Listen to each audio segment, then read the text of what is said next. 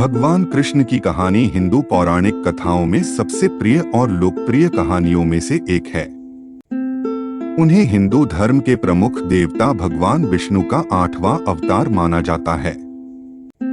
कृष्ण का जीवन असाधारण रोमांचों, गहन शिक्षाओं और दैवीय चमत्कारों से भरा है। यहाँ भगवान कृष्ण के जीवन का विस्तृत विवरण दिया गया है। जन्म और प्रारंभिक जीवन। कृष्ण का जन्म 5000 साल पहले उत्तरी भारत के मथुरा शहर में हुआ था। उनके माता पिता राजा वासुदेव और रानी देवकी थे। हालांकि उनका पालन पोषण उनके द्वारा नहीं किया गया था। उनके जन्म के समय एक भविष्यवाणी में कहा गया था कि देवकी का 8वां पुत्र उसके भाई कंस की मृत्यु का कारण बनेगा।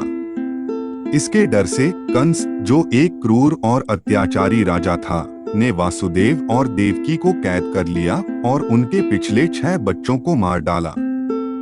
जैसे ही देवकी ने अपने 7वें बच्चे को जन्म दिया, दैवीय हस्तक्षेप के कारण भगवान विष्णु ने अजन्मे बच्चे को देवकी के गर्भ से वासुदेव की दूसरी पत्नी रोहिणी के गर्भ में स्थानांतरित कर दिया। दैवीय आदान प्रदान और सुरक्षा। जब कृष्ण का जन्म हुआ तो वह अपने दिव्य रूप में प्रकट हुए। उनके हाथ में शंख, चक्र, गदा और कमल था, जो भगवान विष्णु के प्रतीक हैं। कंस के प्रकोप से बचाने के लिए भगवान विष्णु ने वासुदेव को निर्देश दिया कि वे नवजात कृष्ण को गोकुल गांव ले जाएं और उन्हें एक चरवाहे जोड़े नंद और यशोदा की बेटी से बदल दें। वासुदेव सुरक्षित रूप से आदान प्रदान करने में कामयाब रहे और कंस कृष्ण के असली ठिकाने से अनजान रहा।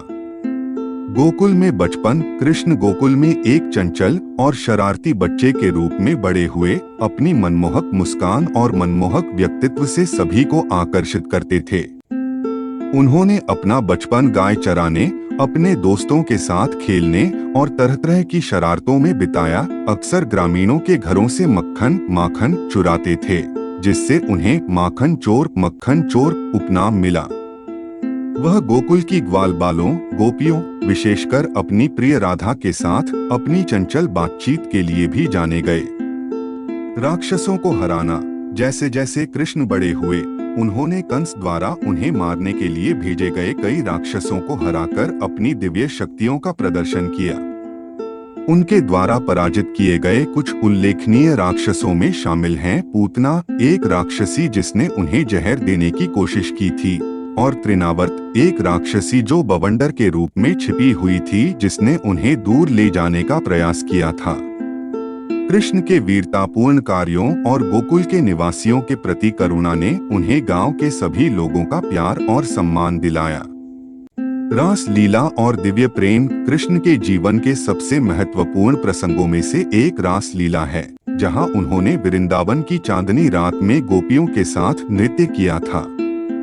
रास लीला को प्रेम और भक्ति की दिव्य अभिव्यक्ति माना जाता है। विशेष रूप से राधा के साथ कृष्ण के रिश्ते को दिव्य प्रेम और आध्यात्मिक मिलन के प्रतीक के रूप में मनाया जाता है। कंस का वध। जैसे ही कृष्ण वयस्कता के करीब पहुंचे, वह अपने भाग्य को पूरा करने और अपने दुष्ट चाचा राजा कंस का सामना करने के लिए मथुरा लौट आए। कंस ने कृष्ण के कारनामों के बारे में सुना था और उसे मारने की ठान ली थी। हालांकि कृष्ण ने कंस पर काबू पा लिया और उसे मार डाला। इस प्रकार उसके अत्याचारी शासन को समाप्त कर दिया और अपने माता पिता वासुदेव और देवकी को कारावास से मुक्त कर दिया। भगवद गीता। कृष्ण के जीवन के सबसे गहन क्षणों में से एक उनका भगवद गीता का प्रवचन है, जो महाभारत के महान युद्ध के दौरान कुरुक्षेत्र के युद्ध के मैदान पर होता है। कृष्ण योद्धा राजकुमार अर्जुन के सारथी और सलाहकार के रूप में कार्य करते हैं। वह अर्जुन को आध्यात्मिक ज्ञान और मार्गदर्शन प्रदान करते हैं, उनके संदेहों और नैतिक दुविधाओं का समाधान करते हैं और धार्मिकता और भक्ति का मार्ग प्रकट करते हैं। द्वारका लौटे। महाभारत के युद्ध के बाद कृष्ण मथुरा लौट आए, जहां उन्होंने राजा के रूप में शासन किया। बाद में उन्होंने द्वारका शहर में अपना राज्य स्थापित किया, जहां वह अपनी प्रमुख पत्नी रुक्मिणी और अपनी अन्य रानियों के साथ रहते थे। उनके शासन में द्वारका एक समृद्ध और समृद्ध शहर बन गया।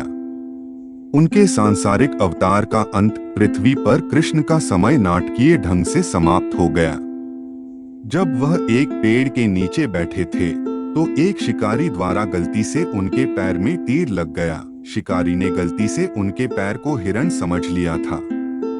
यह समझते हुए कि उनका सांसारिक मिशन समाप्त हो गया है, कृष्ण अपने नश्वर रूप से चले गए और अपने दिव्य निवास वैकुंठ लौट आए। कृष्ण की कहानी दुनिया भर में लोगों को प्रेरित और मंत्रमुग्ध करती रहती है।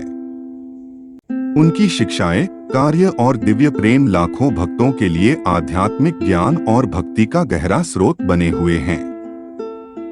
फिर मिलेंगे, सुरक्षित और स्वस्थ रहें। कृपया लाइक और सब्सक्राइब करें और इस तरह की और कहानियों के लिए बने रहें।